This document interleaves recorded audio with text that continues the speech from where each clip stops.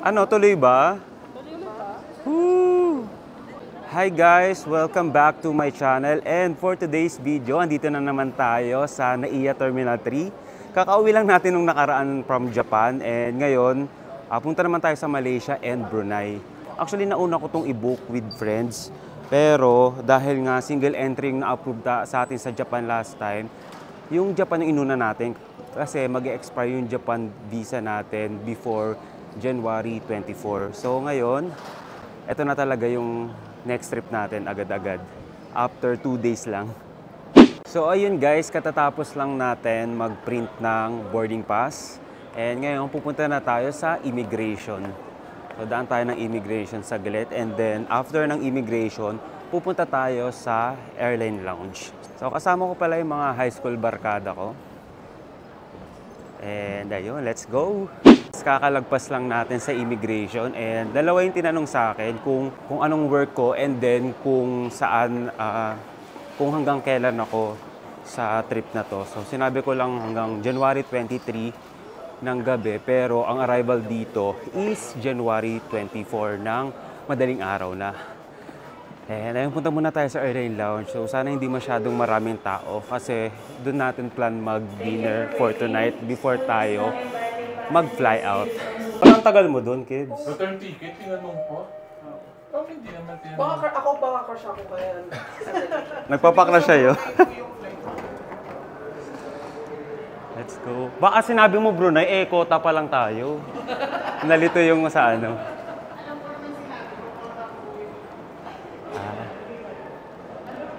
So, malapit na tayo sa airline lounge. So, i-check natin Marhaba or yung Pags. Check natin kung ano yung available for tonight. And yun.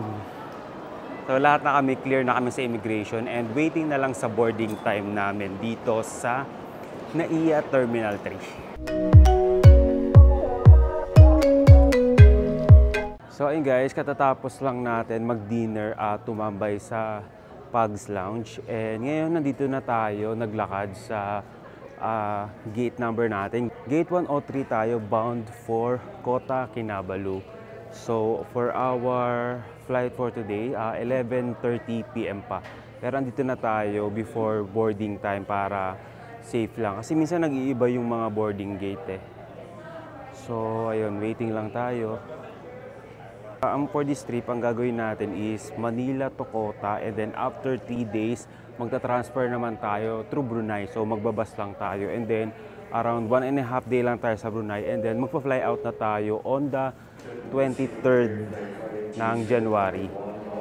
So ayun lang muna, and hintayin muna lang natin yung flight natin. Thank you.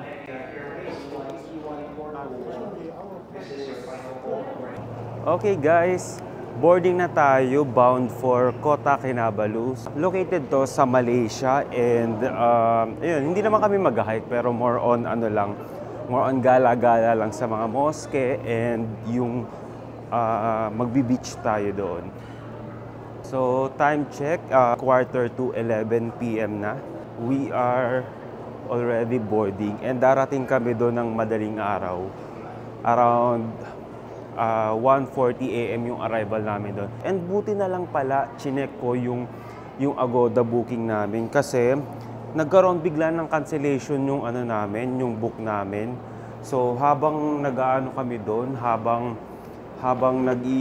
kumakain kami kanina sa lounge, nung chinek ko, dapat i-follow up ko kung paano yung self-check-in. And then bigla nakita ko canceled na daw. So we have to book another accommodation right away. So at least may nag-entertain pa rin naman at nagre-reply naman siya. Pero until 2 AM lang sila. So sana mahabol din namin yun later pagdating namin. And ayun, so let's see. So ito na, papasok na tayo.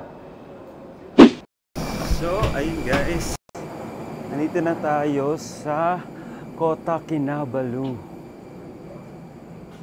And guys, it's our first time here at Kota Kinabalu. And explore natin tong Kota Kinabalu for the next 3 days. So let's go!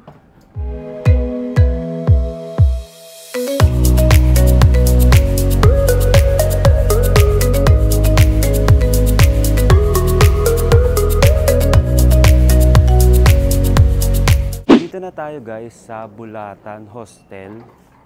So, malapit lang to sa airport, around 2 kilometers lang. Tara. Ay,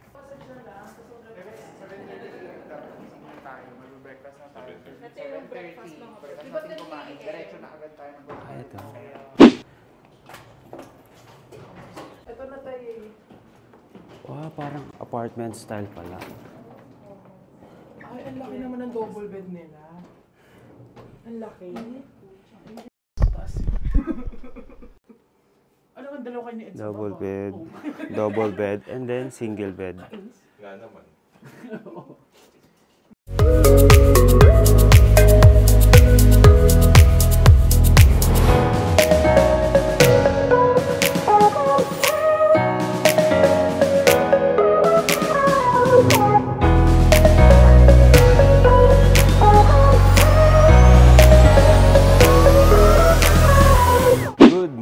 Guys, it's officially our first day here at Kota Kinabalu and dito tayo nag-i-stay sa Bulatan Hostel and meron siyang pre-breakfast. Ito pala yung lobby niya. Yan. Tara, i-check na natin yung breakfast for today. Tara. Sige. Ito yata yung breakfast nandito. Oh. Ay, ito yung mga bread. Tapos may parang, ano ba to? Parang black spaghetti. Ah, fried noodles, ganito pala. Kala ko spaghetti.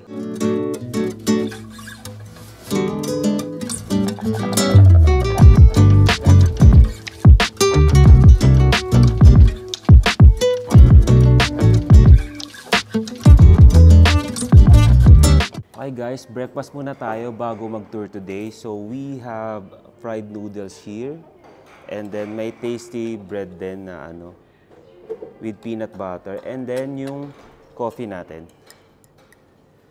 Kain muna tayo guys. Try muna natin itong fried noodles. Sino yung sabi? Ano ba yan? Puro guys? Grabe talaga yun. Hater mo, di ba? Alam mo, sikat na Sarap. talaga si ano. Pangalawang comment na yun din. Maraming ganun. Talaga. Feeling ko Buti isa na lang strong yun. ka, no? Pag hindi ka strong talagang ano ko eh.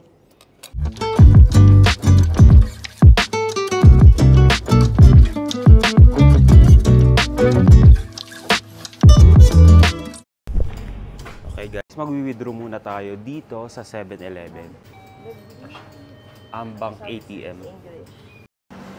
So, ayun guys, bale, nag-withdraw muna tayo dito sa 7-Eleven. Malapit na ito sa accommodation namin and nag-withdraw kami using our GCash Visa card. Tatlo kami, nag-withdraw kami ng 10,000 pesos and ang nabawas lang sa GCash natin is around 9,800. So, initially, ito muna yung withdraw namin, tapos pag kulang later on, mag-withdraw na lang ulit. Pero I think, kaya naman na to sa ano. Kasi 3 days lang din naman kami dito and mura lang din naman yung Grab dito guys. So last night nung nag-Grab kami from airport going to our accommodation, around 8 ringgit siya and then meron pa siyang voucher sa Grab app. So nabawasan pa. So naging 5 ringgit lang yun. So ayun pinagatian naming tatlo sa isang Grab car. And ayun, sobrang okay naman. Sulit naman na din and mura lang. So pag kinonvert siya, around less than 100 lang, around mga 70 or 80 plus lang. O di ba? Sobrang mura ng Grab dito kaya book lang ng book pag gagala. So ngayon magbo-book kami ng Grab going to may inavail kami sa Klook na tour na Mari-Mari and then yung pupunta kami ngayon doon and around 30 minutes yung biyahe from dito sa accommodation natin. How much? 40. Divided by 6 naman. 6 din naman na tayo. Tayo siya kasi mahal. Paano yun? 40 times 2? Kagabi 10 ringgit na. Do it later.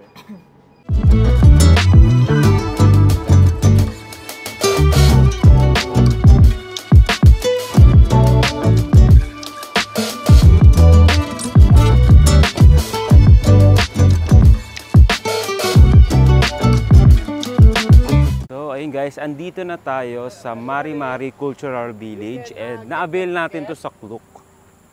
At the counter. Yeah, so the counter will be on the right side. Okay? How about Okay. Yeah. Klook voucher. Okay. Look what. Yes. So, itong Mari-Mari Cultural Village Tour na avail namin sa Klook. So, kung gusto rin mag-avail, just use my Klook code Steven Travels PH to get discount. So, ito, i-check natin. So, first time lang namin dito and nakita lang din namin to online. So, medyo marami rin palang mga tourist dito sa Mari-Mari Cultural Village. And yun, iba't ibang iba't ibang mga lahi din yung mga naandito, mga nag-group tour. So, i-claim lang natin yung voucher natin sa Klook.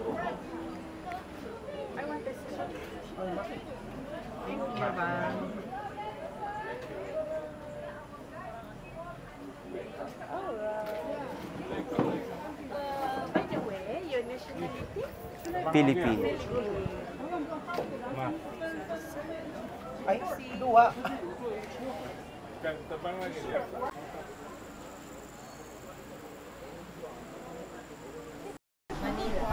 Yes, may nakausap kami dito, parang tour guide. Marunong siya mag-Tagalog. Salamat! Bali, tour guide ka ba dito? Ako ko na ko tour guide, Pero? just the photographer only. Photographer. Ini mga kaibigan ko, maganda siya. Ini magwapo. Wah. Bali, Malaysian ka talaga? Yeah, Malaysian ako. Malaysian Ah. pero marunong siya mag-Tagalog. Ako, Malaysian ako. I can speak Sulu, can no problem. Oh, Tauso, can. ang galing. Ka na? Dito? Age? Ilang taon ka? Oh, ako. 33. 33. Paano mo inaral mo talaga? But I can... Natutunan mo lang din dahil sa tourist? Ang galing. So, ang galing. Pag nag-work ka sa mga ganitong mga travel related, dahil nga marami iba't ibang tourists and nationalities, matututunan na rin nila yung language ng nationalities na tinuturuan nila or ginaguide nila dito sa Mari-Mari Cultural Village. Good morning and welcome to Mari-Mari Cultural Village. So today I will be your guide. Yeah, my name is Zul. And I'm the one who will bring you to visiting the traditional houses later. But before we start, you can have a seat first around here because of this is my name list. Yeah, so basically we are going to combine with the others group, the others family, yeah, the others team member. So I need to find all of them. So after I find, then I will reach you back. I'm going to find them like I call your name before. Yeah, so, okay. And you are going to spend about 3 hours. Yeah, 3 hours to cover all these houses. Tawid tayo dito sa bridge. So, ito. Yung group natin sinama sa iba't ibang group and then nag-combine yung group natin into one and nasa iisang tour lang tayo ngayon. So, dito tayo sa Mari-Mari Cultural Village and yung Mari-Mari is a local language and it means come. So, parang come or tara-tara, ganyan, something like that. So, ayun.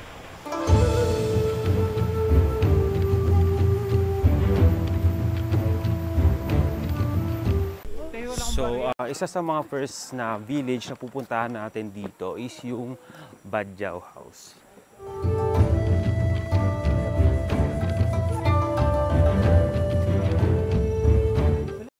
And they originally came from Philippines. Philippine. Yes, Bajau. Good job. Bajau, they are from Philippines. They migrate to this island and divide into 2 groups. Land Bajau and Sea Bajau. But what we have inside this village, we only provide you Land Bajau. Land Bajau are known as the cowboy of the East, madam, because they are very professional on riding horses. For the Sea Bajau, they are known as a good diver. Bajau, they are very famous with... This is mine. Bajau, they are very famous with traditional foods because of what they have unique cookies, healthy drink, and delicious pancake. Yeah, so today you are going to try kui jala. Yeah, kui means cookies, jala means fishnet. So they made this kui jala and rice flour. Yeah, they will mix all together with water and cook by using coconut oil. Those days, coconut oil. But nowadays, use very cheapest oil. Yeah, a palm oil. Palm oil. Okay, so ladies and gentlemen, come on, you can try. Yeah, very, very delicious. Delicious. We have a 6, Try natin. 7, 8, 9, Ay, try natin 10, guys. 11, 12, 13, 14 mo. Yeah. Tapi satu siya, kana rumpak to satu. Sarap din. Parang may kapareso sa Philippines na lasa. Give me one. One. Thank you. Yan, for your uncle. Okay, so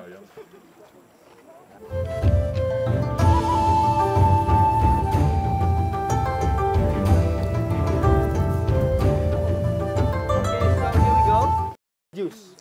Yeah, very delicious. Come on, it's a healthy drink. Good. Yeah, the smell is good, right? Come on. Yeah. You wanna try? Is it hot? It's very hot. You single already? You have a girlfriend? Come on, my friend. Come on. Everyone, you can try. Pandan juice. Yeah, pandan juice. Ay guys, try natin tong pandan juice nila dito. Medyo mainit-init lang siya. Give me one. Madam, sir.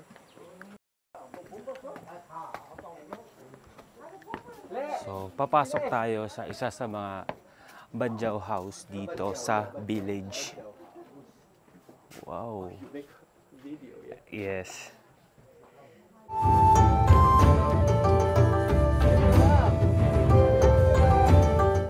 It's totally different compared to this one. Okay, free taste ulit tayo. Thank you. Come on. So, ano to? Penjaram. Yeah, penjara. Penjaram. Tapos ito yung mga ano niya. Yung mga ingredient niya, coconut milk, wheat flour, You know what? pandan leaves, and rice flour. So, try na natin ulit. That's the modern version. The modern version, madam. But they didn't have that Sarap. years ago. Parang maruya or something na ano, related Alright, sa so ano. now, hey, children, my friend, you haven't tried this. Come on, pancake, it's for you.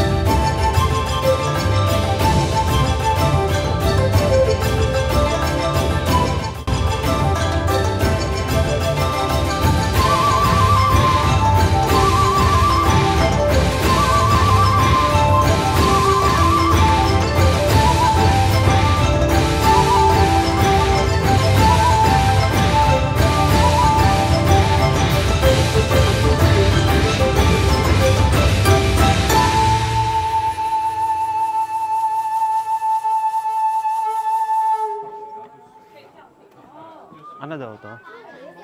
Coffee. Yan eh.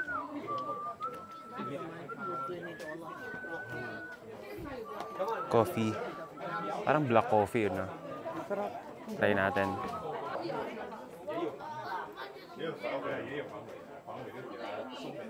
And for those of you who have done, this is a Murut house.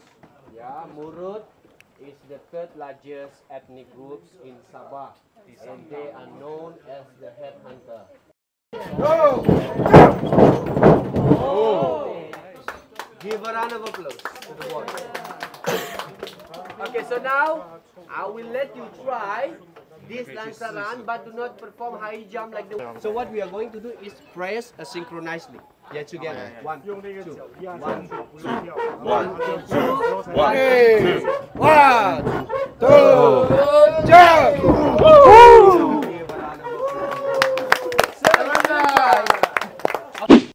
Okay, bali, after natin dun sa Muron Village, yung mga headhunters, punta naman tayo sa next village natin for today. So maraming mga village dito and iba-iba yung mga history nila. And mostly, talagang every village, pinapa-experience talaga nila yung mga cultural, yung mga ginagawa nila sa ano nila, sa ethnic group nila.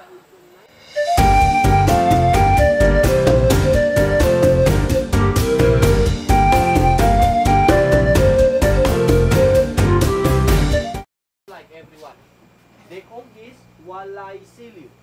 Walay means house, Siliu means bamboo.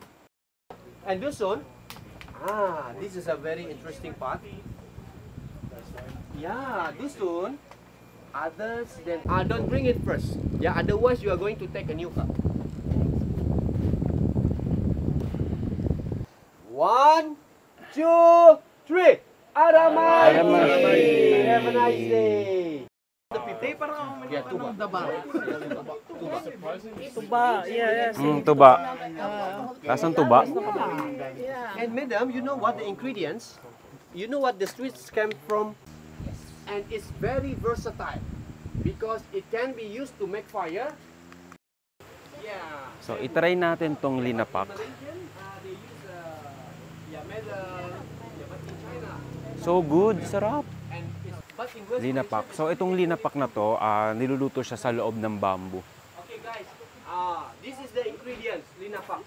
Yeah, okay, this is how the native people cook last time, using a bamboo and banana leaf. And as you can see, this is the ingredients: onion, monkey meat, salt, potato, and chili. Yeah, okay. And in front of me right here, this is our second rice wine. Can I even drink one? We call it montoku. Montoku. It's like soju, moonshine, similar. Yeah, so to make this montoku, this one, by using distillation process. Yeah, trust me, if you want to speak 78 languages, finish. Give me one. You get wrong, look. I get drunk. All tribes understand. My friend here, good drinker. Pengi pa. So, magta-try ulit tayo ng rice wine nila. Cheers! Still remember the magical words? 1, 2, 3. Arimashi! Have a nice day. Wow. Bulan tamis. Medyo mas matapang siya. Less tamis. Less tamis pero mas malakas. Oo. Yeah, very clean.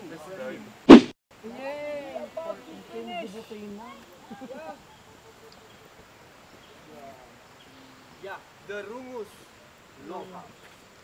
They bite you. Yes. They also have strong smell. Strong smell. Let me. Scent. Butuan jing.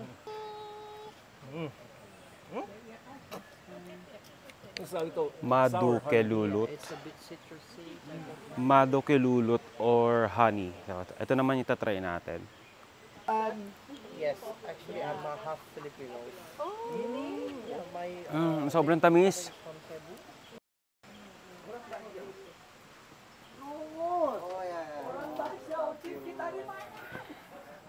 Orang Bajau dia bilang mencipta alatan. Yes. Continue. To tell you, bamboo is very versatile because it can be used to build the house, used for cooking, used to make a fire, and sometimes it can be used to make a bridge. In China, they use this bamboo to scaffolding. We cut into half, then make long line with one mark for one fire. A lot of marks means a lot of fire. Yeah, then bamboo skin. So they got this bamboo skin from the young bamboo on the top right there. So they just scrape it out, and before they use, let it dry. Yeah, then after.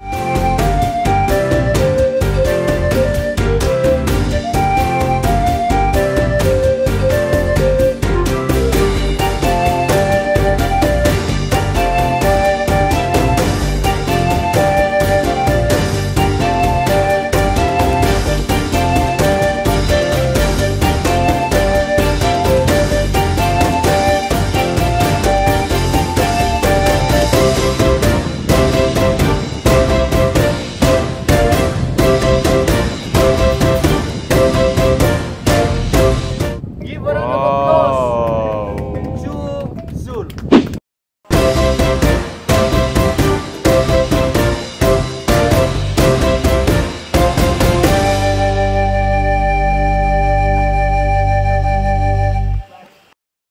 And use a shaped bamboo to remove the hard layer. This process might be took less than 2 weeks. After 2 weeks, after they do these things, they will let it dry. After dry, they will take and do it again until this feedback turn into like this. Before and after. So after they got this fiber, they will turn into that vest. So they will wearing this vest when the warrior go to the battle. Because of what? Because of to protect them from this. That is a blowpipe. Yeah.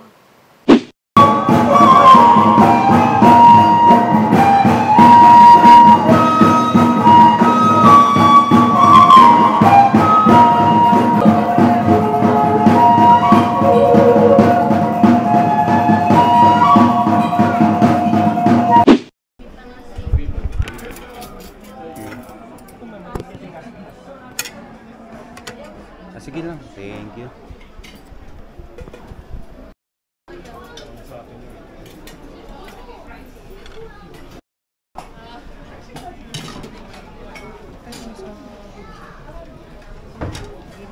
And ayun guys, katatapos lang ng Mari-Mari Cultural Village half-day tour natin, and sobrang saya ng experience kasi every village na binivisit namin is iba-iba experience na binibigay, and na may mga pre-taste din ng mga ng mga food every village, and meron pang rice wine. And also after ng tour, meron ding included na lunch buffet, and sobrang sarap lahat ng pagkain, and may fruits din. And ayun, so around 30 minutes away lang naman to from Kota Kinabalu, and nag-grab lang kami, and around 40 ringgit lang for 6 packs na.